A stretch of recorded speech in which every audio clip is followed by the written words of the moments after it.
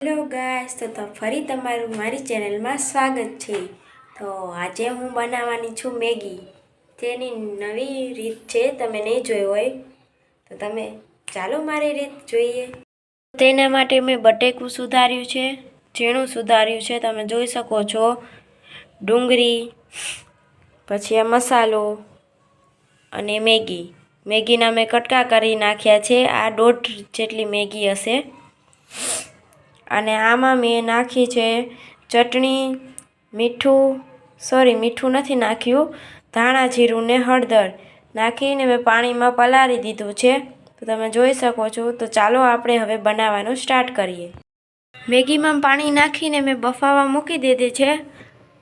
હવે આપણે સાઈડમાં વઘાર કરી લઈએ। તો મેં તેલ મૂકી દીધું છે। હવે તેલ થઈ જાય એટલે આપણે રાઈ જીરીનો વઘાર કરીને ડુંગળી નાખી દઈશું। તેલ થઈ ગયું છે, તો હવે આપણે રાઈ નાખીએ,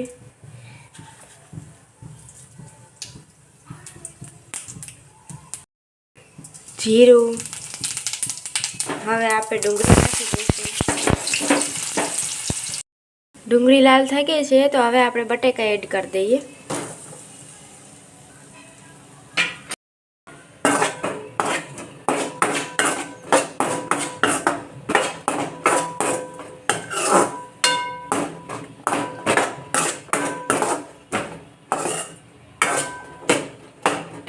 ચટણીને જે પલાળી હતી એ હવે નાખી દઈશું।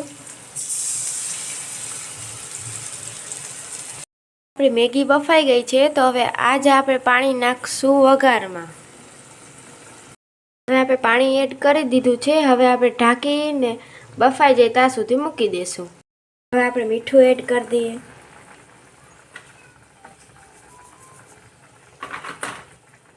પાછું ઢાંકી દઈશું। ફ્રેન્ડ્સ, હવે આપણે બટેકાને બફાઈ ગયું છે। હવે આપણે મેગીનો અડધો મસાલો નાખીશું અને અડધો મસાલો મેગી નાખ્યા પછી નાખીશું।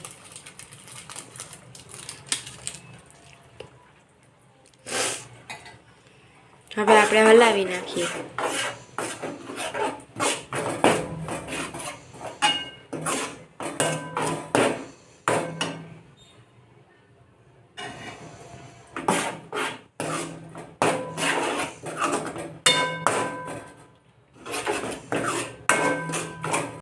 આપણે મેગી એડ કરી દઈએ।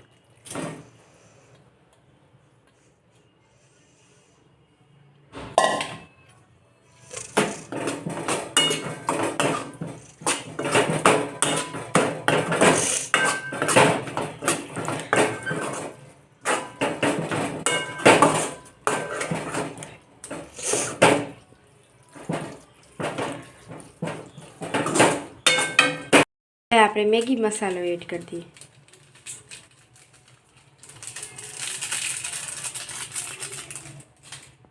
આપણે હલાવી નાખીએ।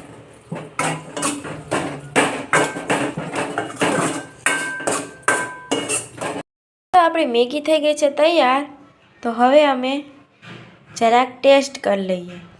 મેગી થઈ ગઈ છે તૈયાર, હવે અમે ખાઈ લઈએ। તો ગાઈસ, તમે મારી ચેનલને લાઈક કરો, શેર કરો અને સબસ્ક્રાઈબ કરો। મારી નવી ચેનલ છે, તો તમે મને સપોર્ટ કરો એવી વિનંતી। Bye bye.